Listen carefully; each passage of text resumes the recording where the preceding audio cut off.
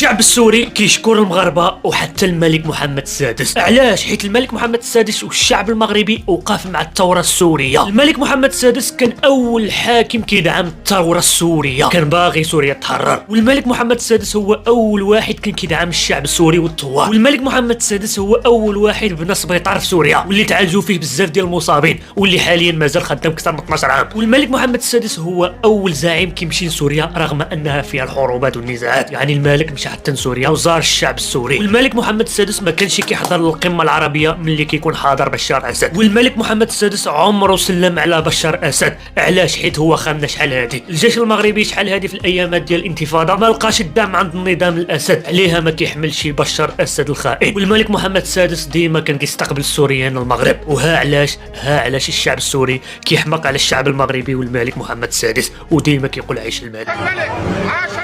نحتفل اخوتنا